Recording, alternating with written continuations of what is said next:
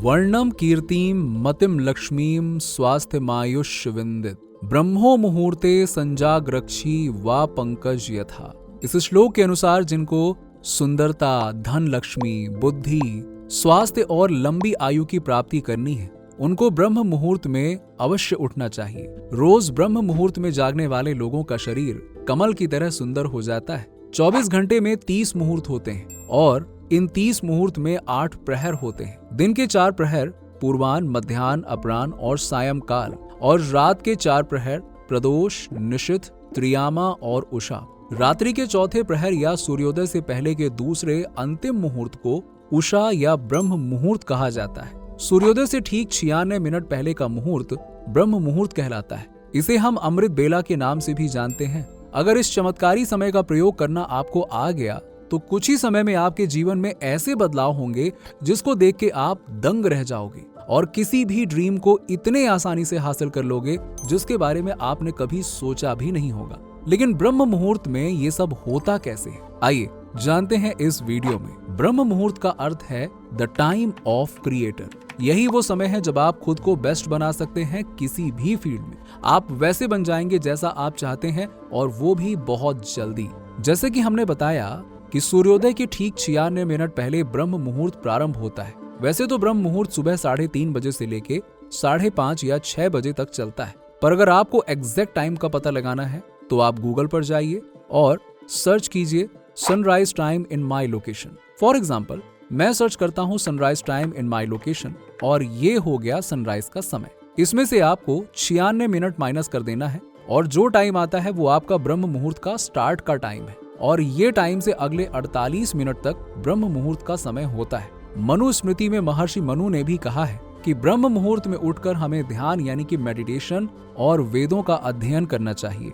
अगर इतने महान महर्षि ने डिफिकल्ट वेदों का अध्ययन करने के लिए ब्रह्म मुहूर्त के समय को सबसे सर्वश्रेष्ठ बताया है तो इसके पीछे कोई बड़ा कारण तो जरूर रहा होगा। चलिए दोस्तों, अब जानते हैं कि वो क्या है जो ब्रह्म मुहूर्त को 30 मुहूर्तों में सबसे ज्यादा पावरफुल बनाता है। सबसे पहला रीजन है लॉ ऑफ अट्रैक्शन। अगर आप सभी ने सीक्रेट मूवी देखी या फिर बुक पढ़ी होगी तो आपको लॉ ऑफ अट्रैक्शन के बारे में पता होगा। ये एक ऐसा लॉ है जिसके अकॉर्डिंग आप जो सोचते हैं वो सब एनर्जी और वाइब्रेशन के रूप में यूनिवर्स के पास सिग्नल के रूप में भेजा जाता है। ऐसे में अब इस दुनिया में इतने लोग हैं जो हर टाइम कुछ ना कुछ सोच ही रहे हैं। ऐसे में जब आप दिन के टाइम पर ऐसा कुछ भी सोचोगे जो आप मैनिफेस्ट करना चाहते हो तो वो यूनिवर्स के पास उतनी फ्रिक्वेंसी के साथ नहीं पहुंच पाता जितनी कि तब पहुंचता है जब आप ब्रह्म मुहूर्त में इसके बारे में सोचते हो। और ऐसा इसलिए है क्योंकि उस समय ज्यादातर लोग गहरी नींद में होते हैं और उनके दिमाग में कोई ऐसा थॉट होता नहीं है और यूनिवर्स में थॉट्स उतनी तेजी से उतने ज्यादा अमाउंट में नहीं घूम रहे होते हैं एंड यूनिवर्स का फ्रिक्वेंसी लेवल लो होता है। मान लीजिए कि आपको दिल्ली से देहरादून जाना है, लेकिन दिन के समय ट्रैफिक में अगर आप जाएंगे तो आपको बहुत ज्यादा टाइम लगेगा, पर अगर आप सुबह जल्दी उठकर जाएंगे तो आपको रास्ते में लोग भी कम मिलेंगे, ट्रैफिक भी कम मिलेगा और आप अपनी डेस्टिनेशन पर जल्दी पहुंच जाओगे। यही सेम चीज आपके थॉट्स के साथ में होती है। जब आप ब्रह्म मुहूर्त में उठकर उन्हें यूनिवर्स में भेजते हो तो इन थॉट्स का रियल लाइफ में मैनिफेस्टेशन 10 गुना तेजी से होता है। दूसरा रीजन आता है कॉस्मिक एनर्जी यानी कि विश्व शक्ति। दोस्तों, क्या आप जानते हो कि हिंदू शास्त्रों के अनुसार हमारी रातें 4 कालों में डिवाइड होती हैं। मान लो अगर सूरज 6 बजे अस्त होता है तो 6 से 9 बजे तक रुद्र काल। इस समय के दौरान हमें कभी भी नहीं सोना चाहिए। 9 से 12 राक्षस काल। इस समय के दौरान हमें कभी भी जगे हुए नहीं रहना चाहिए। 12 से 3 गंधर्व काल, जब हमारी नींद सबसे ज्यादा गहरी होती है, और 3 से 6 मनोहर काल, जिस समय के दौरान हमें हर हालत में अपना बिस्तर छोड़ देना चाहिए, क्योंकि मनोहर काल के दौरान हमारे इस यूनिवर्स में कॉस्मिक एनर्जी यानी कि विश्व शक्ति का संचार सबसे ज्यादा होता है। हमारे इस यूनिवर्स को सुचारू रूप से चलाने का काम इसी कॉस्मिक एनर्जी का होता है। हमारी नींद के समय हमारे शरीर में कॉस्मिक एनर्जी प्रवेश करती है, बट बहुत कम मात्रा में। इतनी सी कॉस्मिक एनर्जी अगर आपको सुबह इतनी ताजगी और ऊर्जा देती है तो सोचो कि अगर आपने ब्रह्म मुहूर्त में उठकर ध्यान किया तो आपको कितनी कॉस्मिक एनर्जी मिलेगी। अब आप खुद सोचो कि मनोहर काल के दौरान तो पहले से ही हमारे यूनिवर्स में इतनी ज्यादा कॉस्मिक एनर्जी प्रेजेंट होती है। उस दौरान किया गया मेडिटेशन इतना पावरफुल होता है कि आपको कुछ ही दिनों के अंदर ही स्पिरिचुअल एक्सपीरियंस शुरू होने लगेंगे।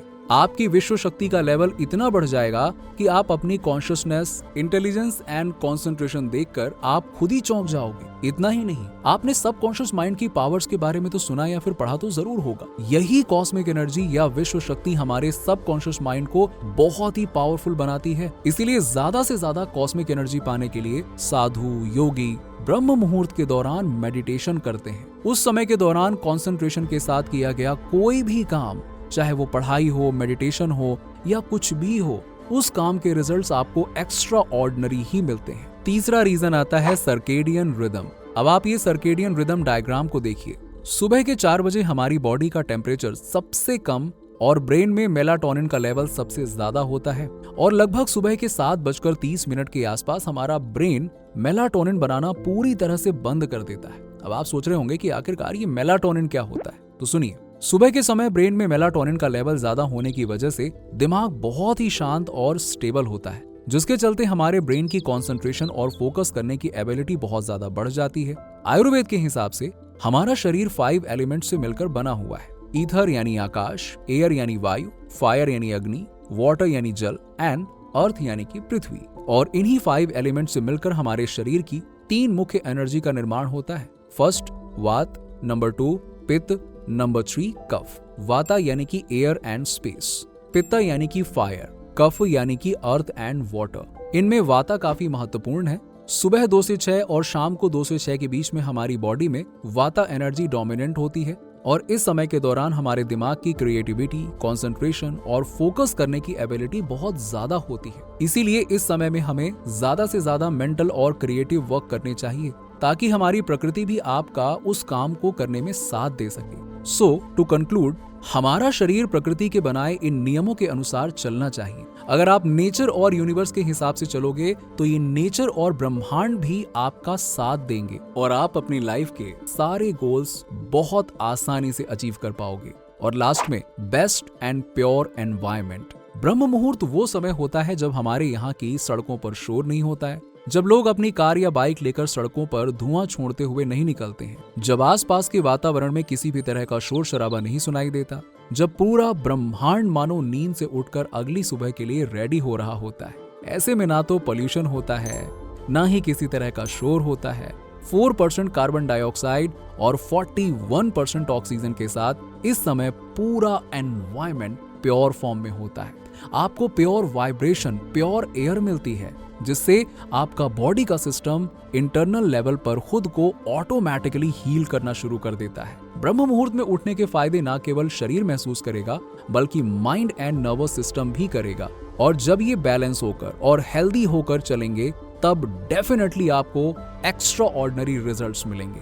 इसीलिए अगर आज तक आप लेट उठने वाले लोगों की लिस्ट में खुद को देखते हैं तो फिर इस आदत को बदलिए। धीरे धीरे ब्रह्म मुहूर्त में उठने के लिए खुद को तैयार कीजिए। धीरे धीरे ही सही, लेकिन कीजिए। और आप फिर जिस भी फील्ड में पॉजिटिव रिजल्ट ढूंढ रहे हैं, देखिएगा वो आपको कैसे मिलते हैं। वीडियो अगर आपको पसंद आया हो तो इसे आगे शेयर जरूर कीजिएगा। Thanks for watching.